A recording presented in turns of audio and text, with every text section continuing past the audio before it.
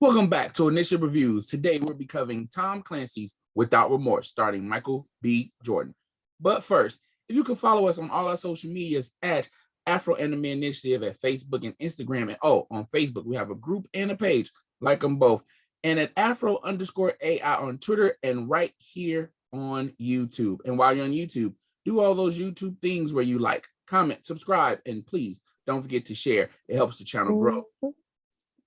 Man, I'm your host, Darren Bradley, along with Marvette. Marvette, how you doing today? Good. Good morning, guys. Good. Morning, evening, whatever you watch, afternoon. Just hope you enjoy the review. I'm gonna be talking like this for the rest of the afternoon, so please don't be alarmed. This is my Tom Clancy voice whenever I talk about Tom Clancy. Oh God. That won't last long, it's already gone. But man, no, real talk. Marvette, how'd you start off? Just give us your overall view of the movie before we start breaking down story points. How'd you feel about the movie? I liked it and didn't like it. I'm a little iffy about it, but we'll get into details about that. Okay. I think I feel the same way. I enjoyed it. It was a basic action movie, and honestly, it's Michael B. Jordan. Everybody else in there was cool, but every time he was on the screen, awesome. But it was a basic Tom Clancy movie, and I'm not okay. Background real fast. After our last review, when I had high hopes for what I was watching and got disappointed, I'm like, nope, I'm gonna watch this. I'm not gonna care. I even waited extra days so I could want no hype, no nothing, didn't listen to nobody reviews. I wanted to bring my level of expectation down because again, I'm familiar with Tom Clancy, played a few video games. I might have read one book. I don't even know, but I'm not into that world like that. And I'm like, just lower expectations, nothing. And I was still like, it's just, It was very basic. Yeah, it was super basic and it was cool. Again, Michael B. Jordan. If the purpose of the film is to showcase Michael B. Jordan, perfect film. If the purpose of the film is do anything else, terrible film. I just don't know what. It's straight middle of the road. He proved that he's a good actor. There's some scenes there for me that were really good, but above all, the plot was just redundant. Yeah. But at the same time, I mean, Clancy was the original one that wrote that. His book was done later on, so it was done in the beginning. It wouldn't have been as redundant as it is now. Yeah. Let's be honest, a lot of Tom Clancy stuff is redundant. It's U.S. spy stuff, CIA, FBI, conspiracy, politicians. It's the same story almost every single time. All of our lives. So, I mean, again, not trying to expect a lot, but it was also like, okay. Glad it wasn't Jack Ryan. Glad he's a different character, but still, it wasn't. I don't know. But let's bring it up like this. Let's bring up a little bit of energy because, like I said, we both been on a roll. C+, maybe even a B-. Goddamn, Michael B. Jordan, fellas, real talk. Let's be secure in our masculinity right now, okay? Sit down with your girl, watch this movie, let Michael B. Jordan get her hot, then take her to the bedroom. Wow. That's basically what the movie was. It's Michael B. Jordan with his shirt off, and those were like the best scenes. Not even. It's him kicking ass for me. With his shirt off, though. Let's be honest. Okay, let's not get into story points. We start off with an operation because again, Michael B. Jordan is what was he? A staff sergeant on a special ops mission in Syria. They out there doing what the U.S. military does. Of course, they were the CIA operative who lied to them. Shocking. The CIA lies? What? Hey, big brother. Can't believe it. So again, op goes bad. What? An op goes bad in a Tom Clancy story? I'm shocked.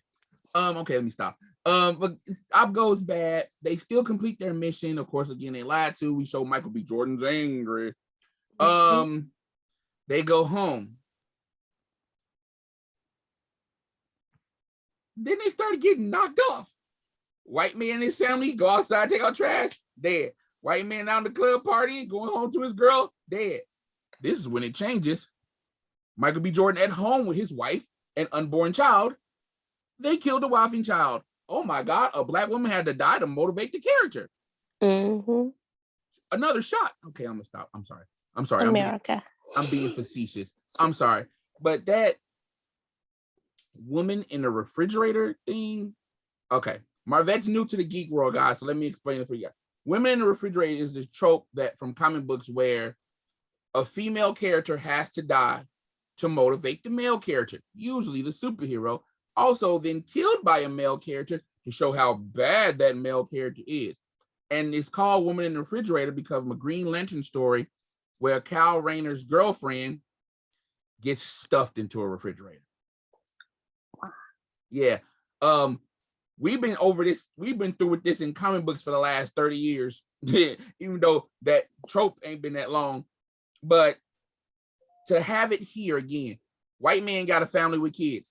Family and kids didn't die. Another white man got a whole wife or a girlfriend, something. She ain't died, just him.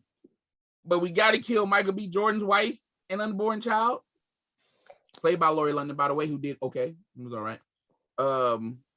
Marvette, how do you feel about that? To motivate me to make this podcast better, you may have to die. I'm just saying. That's what they're telling us. That's what they tell us. Hey, Polly's on this shit too, not just me. Hey, Polly, we miss you. I was looking for you. Hey, Polly. All right. But that's what I'm saying. How do you feel about that? Because that's a crazy term, woman in a refrigerator. Yeah, man. Damn. We have good names in the geek world for stuff. I mean, it fits perfectly, but damn. Yeah.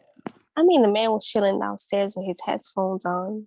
I thought when he was going to listen to music, it was going to be on a laptop, on the speakers, low sound. His wife was sleeping. He was very, very considerate to his pregnant wife. But low sounds. Enjoying his pistachios, and all of a sudden his power goes off. I mean, they were expecting him to be in bed next to her, but still killing both of them was BS. And it goes again. This is the thing that I don't want to say not the movie, because again, there's a scene that brought me right back into the movie. We'll get to that, but this part made me be like, again, just one more time, cool black woman gotta die to motivate the character.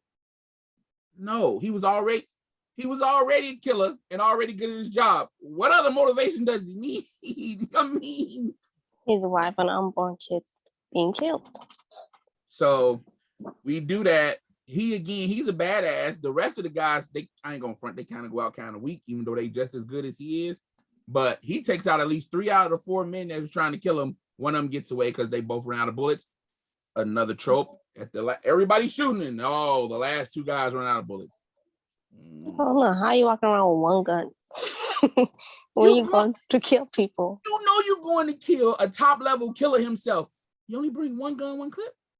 For real. You got pockets. Bring out and you're going to a Navy SEAL's house. You know who he is. You should be prepared. Mm-hmm. But yeah. That entire scene, it was, I want to say, full on emotion, especially when he crawled from the floor to the bed to check on his wife. It proved what kind of an actor he was. Yeah.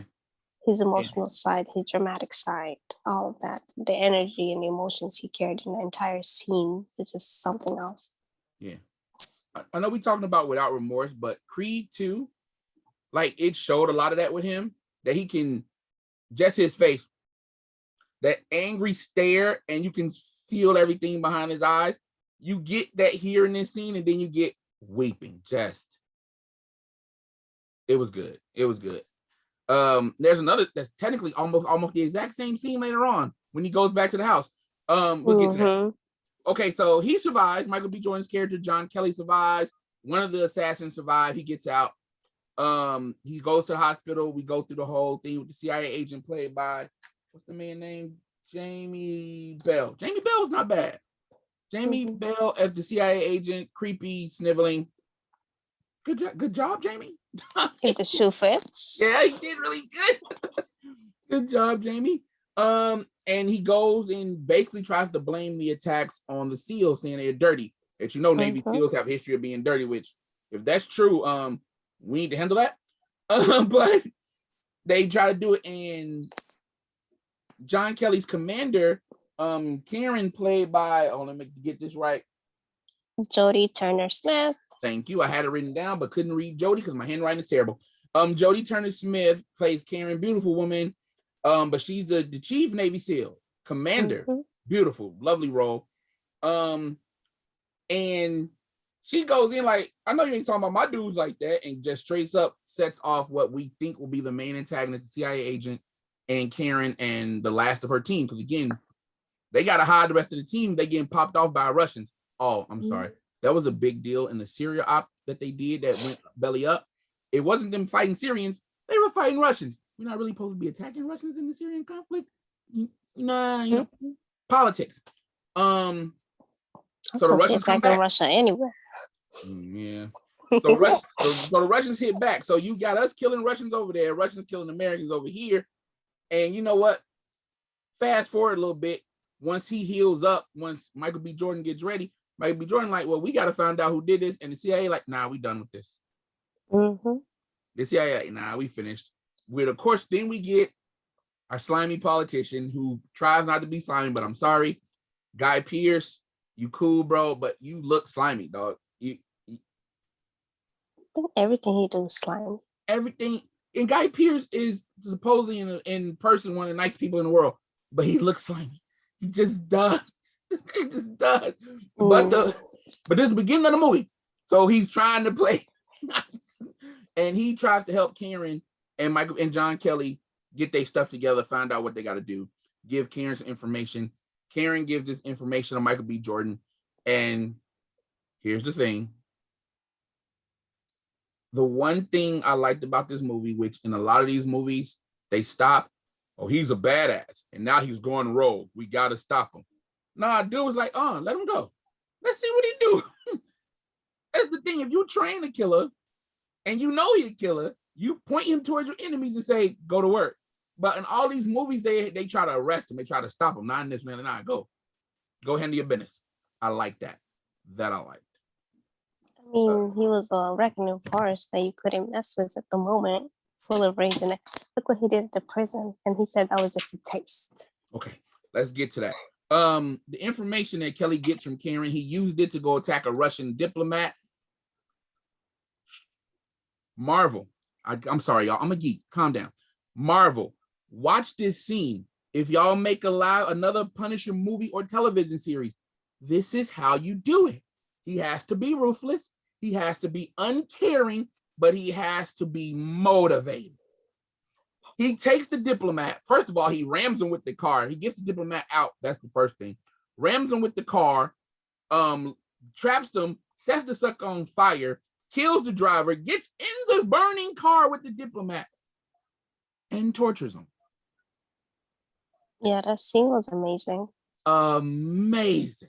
You got the window cracking from the heat, which does happen in real car accidents. You have the sweat just pouring down both of them, and John Kelly might be doing just like, tell me or you die. You don't die anyway, but this one gonna be less painful.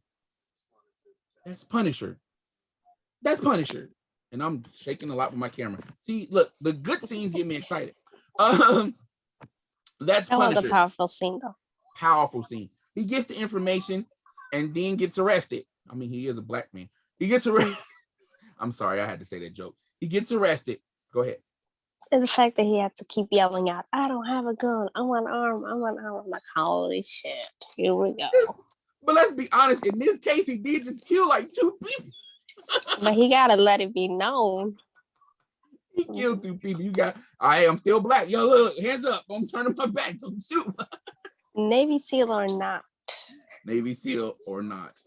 It was great. That scene got me back into it. It really did. And then, of course, we get more politics.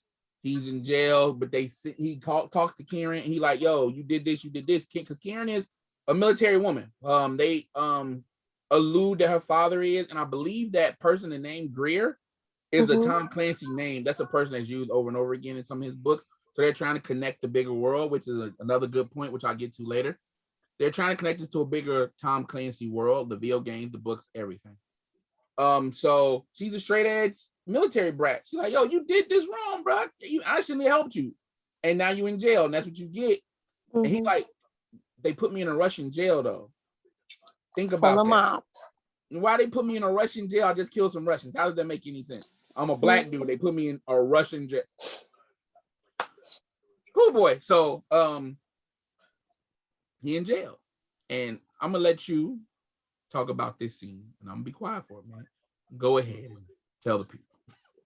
It's the scene where one of the prison guards came to take him, tell him you gotta go somewhere. He's like, I'm not leaving until you tell me where I'm going. All of a sudden, bro take off his shirt, puts it in the sink, clogs up the sink, water on the floor, puts water on his body. Thank you. I'm like, hold on.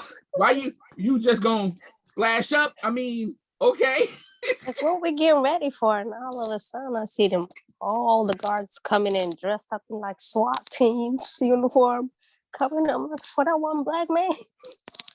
That one black man took them hostages.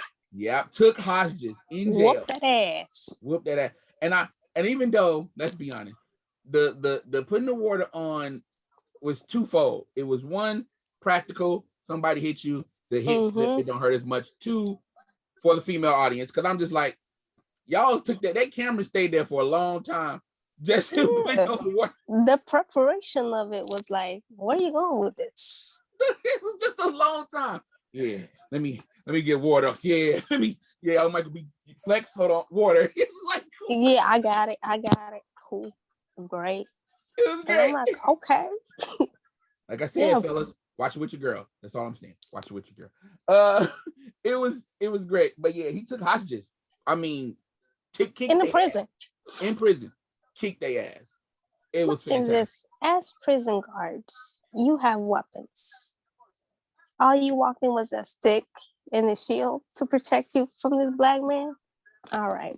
Because I think what they was trying to do, because if they straight up came up and shot him, then we know it's a hit. Retaliation might come up. We know it's a hit. Retaliation might happen. But then you come in with just regular prison stuff and something happens to him, and you could be like, oh, he killed himself. Again, I don't know if they let's be honest, y'all did this on purpose. Y'all went into a whole bunch of Black Lives Matter stuff that we've been dealing with, mysterious deaths in prison. Yep, a lot of it was being called out in the movie, which it made sense, but I was like, damn. And Michael B. Jordan in a prison scene before this, we skipping around, but we still in the same locales, guys. He has a commentary about that. We died for this country. Black people put their bodies and blood on the line for this country in hopes of something better, and they have been lying to us, and I'm tired of it. They literally just said his wife just died. No, they didn't go into what happened, and that's, again, it was good motivation, but how many times that happened? They just quietly done away with our stuff just to make themselves look better. How many times? So yeah, but Karen gets him out. Karen and the slimy politician get him out because the guards is coming now. They got the guns. The SWAT team in there. They brought a whole platoon, and then all of a sudden, U.S. Marshals come up like, excuse me, Mr. Kelly, you have a phone call. It's like, yeah, go with the Marshals, bro, and please stop hurting people. The only black dude to be seen beside him.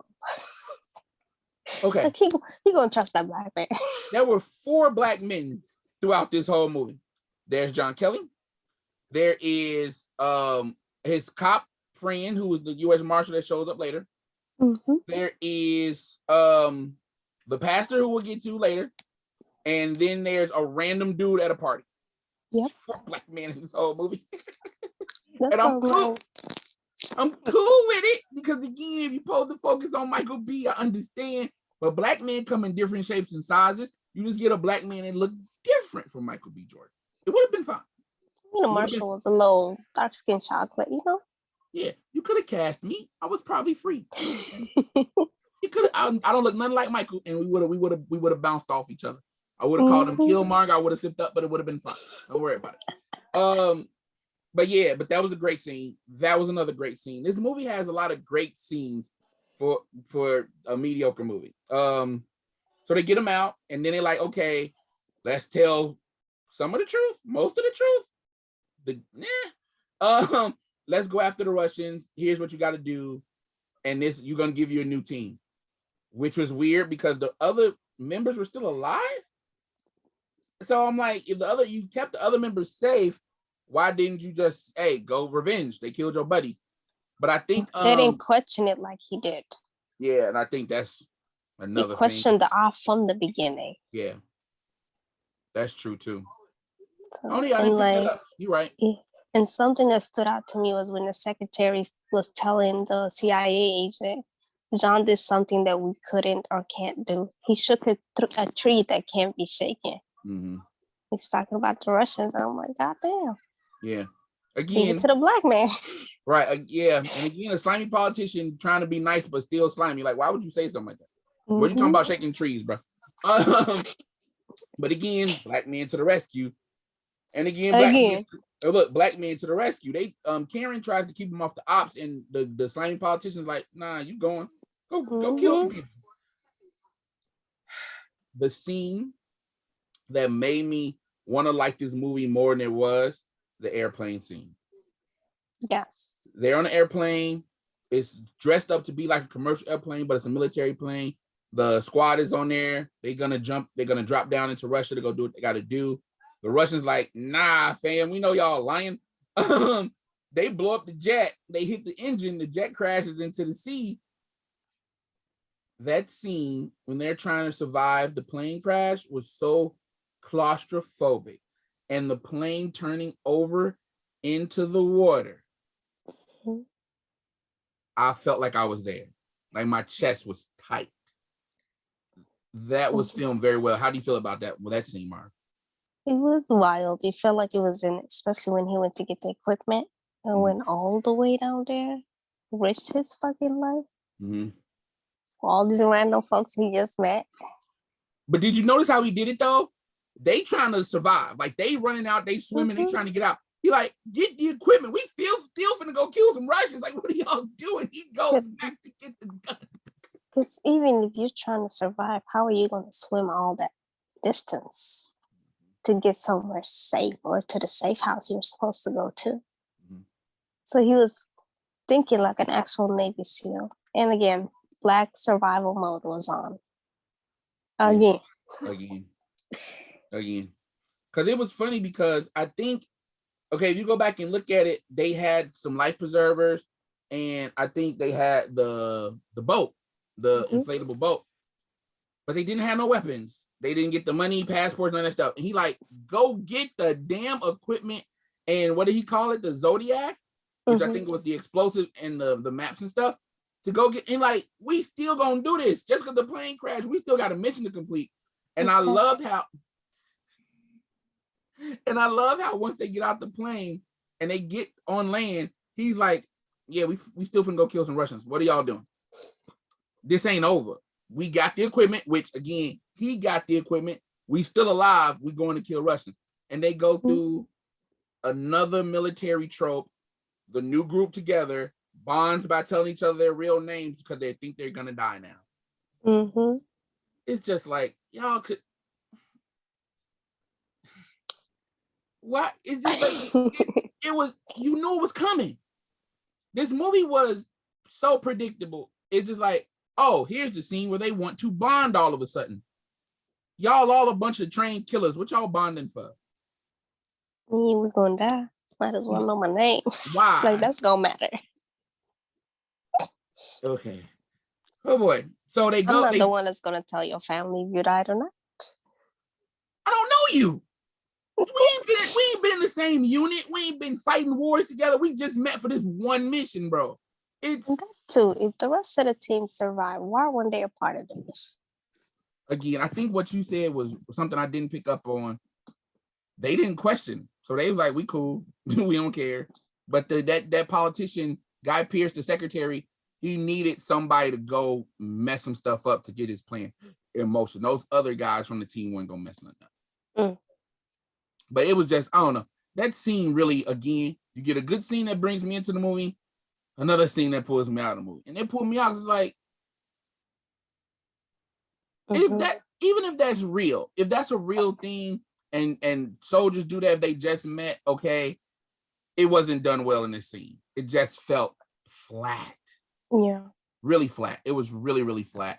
But again, they go on to be like, something's wrong here. Who knew about the plane? Why is the only person who ain't with us? Where he at? They go after our CIA guy who is in Russia already with another team and bags full of money. They find him and John go crazy like, bruh, I'm about to kill you. Tell me what's going on. Again, great acting by Jamie Bell and Michael B. Jordan, because in that moment, I actually thought the movie was going to do something different. They didn't. But you thought they were. Because from the beginning, they made it look like Bell was the bad guy. That Bell was behind it. That Bell was, the traitor. Until that last moment, I thought it was still Bell. Till bro almost took the life out of him. I mean, when I say good acting. Michael B. Jordan like he was choking the man, and that man like he was choking to death. That was some good acting. Like, oh snap, he's gonna kill him for real. Let's go.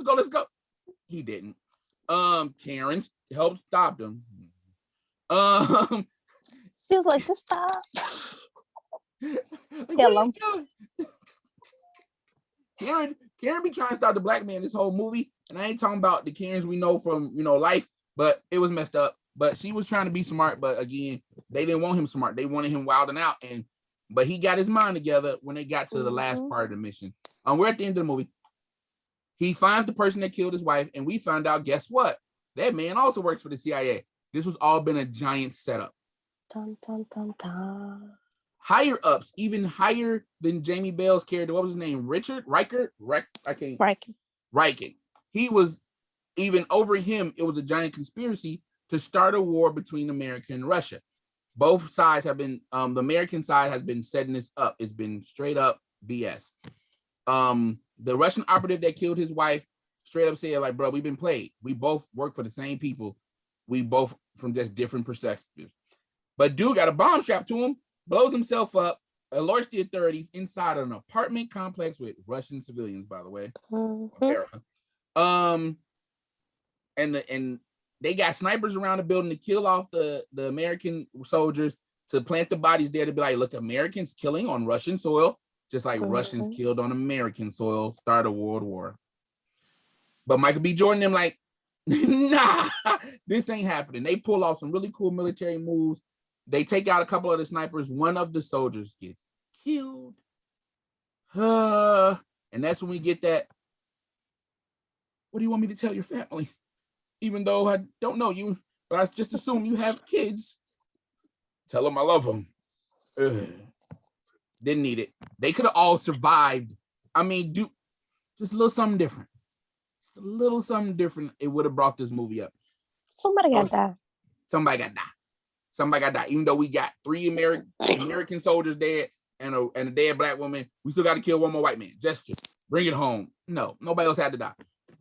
Even though some Russian cops got killed by Russian people, that was okay. That was cool. But they might have been American snipers. What are the American That's snipers? what I'm saying. I'm thinking it's American snipers. It might have been American snipers. But they got shot up. That was, man, that's what made them realize it was a setup. Like, wait, why y'all just killed the Russian cops? To blame us for also killing Russian cops. But then they get surrounded by real Russian cops and the snipers. They take out the snipers. And then Michael B. Jordan just go on a warpath. He like, hey, I'm a one-man this. Y'all sneak out the back. I'm going to cause a distraction. And once again, a beautiful Punisher moment. They did steal this from the Netflix Punisher in Daredevil. I'm going to tell the truth about that one.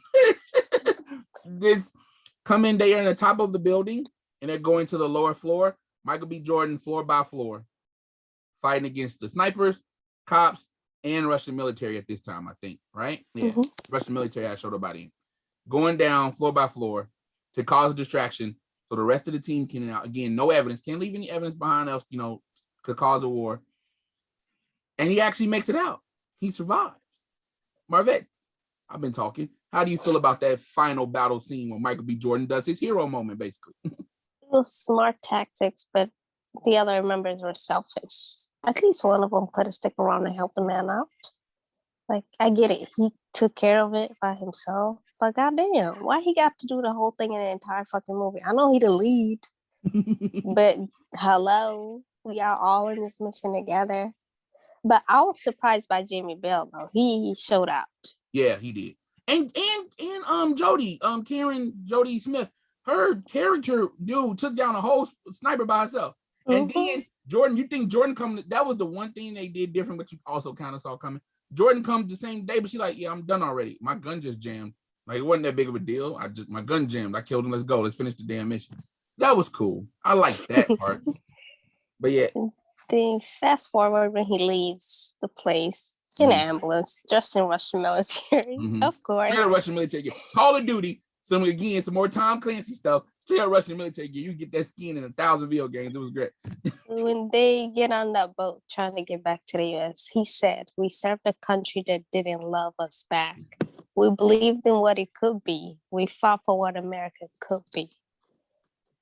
And I feel like every Black person was speaking on that fucking scene.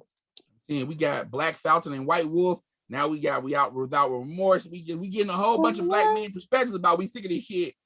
We tired. Like, especially speaking of perspective with all the military Black folks and everything that they go through. Yeah. Even wearing their damn uniform. Yeah.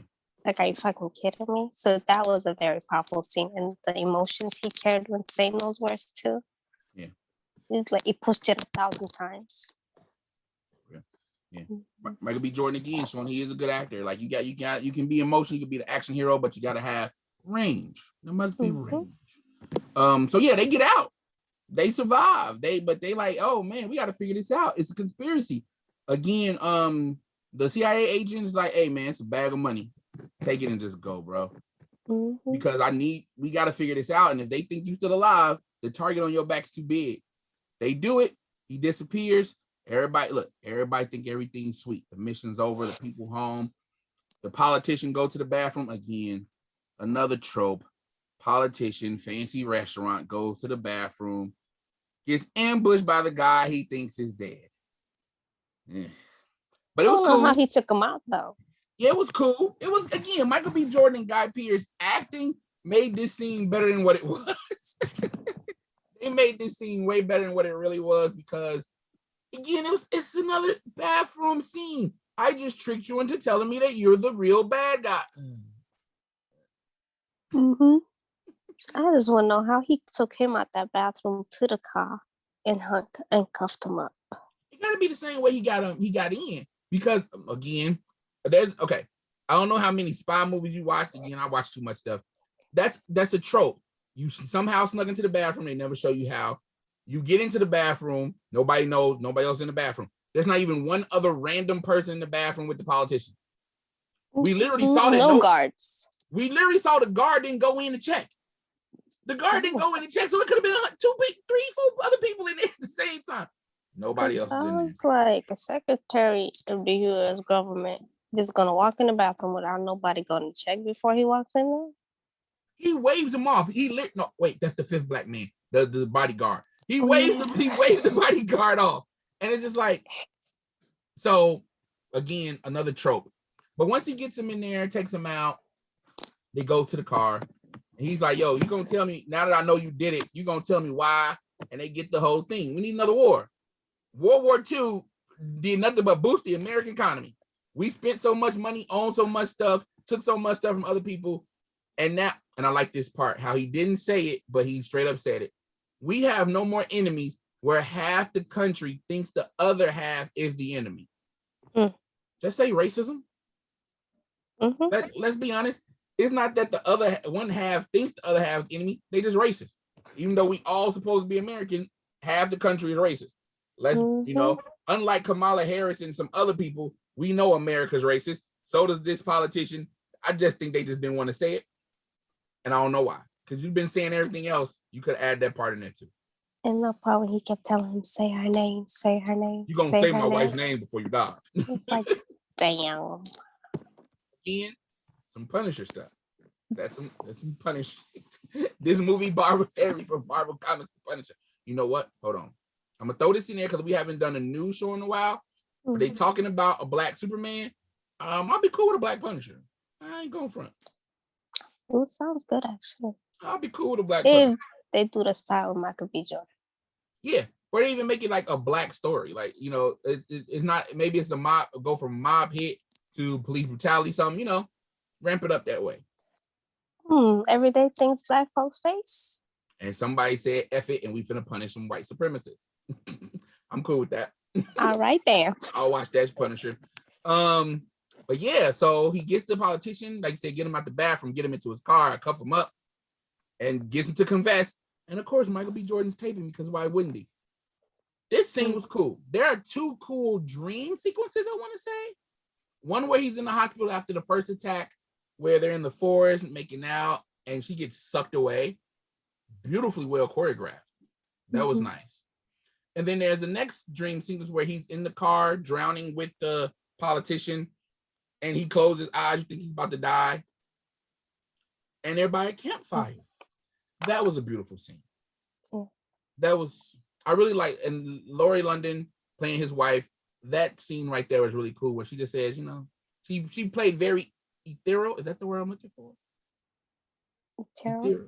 Yeah, she plays very angelic. Let's go with angelic. She plays very, you know, heavenly, especially bouncing from the campfire. That was shot so well. How her face looked with the light from the campfire. And Jesus like, let him know, like, is this heaven? No. Are you in heaven? Maybe. You ain't going. I thought that was great. Like, you can't go, but I don't know where I'm at. But we'll be together forever, but just not right now. Michael B. Jordan survives the car crash. What a shot. Karen comes to save him with some scuba diving. Remember, they're Navy SEALs. They're high-level squad. They know how to go deep underwater and pull somebody out alive. He was down there for some fucking time. Yeah. And I'm looking at him like, don't open your mouth. Don't breathe. Don't breathe. Look, wait, he a Navy SEAL. Go you ahead, have to remember that part, breathe. right? You have to remember. Like, oh, wait, you're Navy SEAL. You should be okay. You should be okay. But yeah, and then they go and they save him. They set up a whole bunch of other movies. A year later after this, the CIA agent is now the head of the CIA. Karen is out doing her thing. Michael B. Jordan goes into hiding for a while, comes back, and he comes up with this great idea. Let's get a whole international team, a team from all around the world, United States, UK, UN, and we'll call it Rainbow. I believe that was going to be the name of their daughter.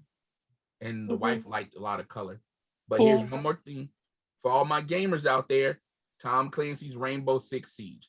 Basically, I hope that's going to be the next movie starring Michael B. Jordan. I like that. Nice. But before we go, Marvette, what are your final thoughts on Tom Clancy's Without Remorse? I would have liked to see more action in the entire movie. And again, I didn't like the idea of killing his wife to get him angry. Because, I mean, he was angry from the beginning because of the op and, you know, they didn't give him the full truth. But again, you in the military, you never get the whole full side of the story. True. That's obvious. But I like Jamie Bell's character. I like how he portrayed it, how he played it. A sneaky politician. He said he's a nice dude in reality. Yeah, Guy Pearce. Good actor. Good cast. Great cast. Yeah, it was overall, like, some scenes in the movie stood out more than others. It was okay for me. It could have been a lot better, but I watched it. Again, I'm gonna wrap it up. I'm gonna give it a C. No, I'm gonna give it a B minus. Okay. I probably will watch it again if I'm with my girl and I just feel like, yeah, that's some. Yeah. Watch Michael B. Jordan have naked. Don't worry, I'm securing my manhood. I'm cool with that. That's probably the only reason I watch it again. But no, I enjoyed it. But I'm hoping for a sequel. I hope they do like Rainbow Six, the team, and they expand the Tom Clancy verse starring Michael B. Jordan. So would that be the John Clark? The John Clark, yeah, instead of John Kelly, John Clark. Yeah, he changed his name and he really didn't. But okay, well, that's it for us here at the Initiative. I hope you guys enjoyed the review. But before we go, please again hit us up on our social media at Afro Anime Initiative at Facebook and Instagram. And again on Facebook, hit up on our page and our group. And then Afro_AI on Twitter and right here on YouTube. And while you're on YouTube, please like, share, comment, subscribe, all those beautiful YouTube things to help the channel grow. We'll catch you on the next review. Later.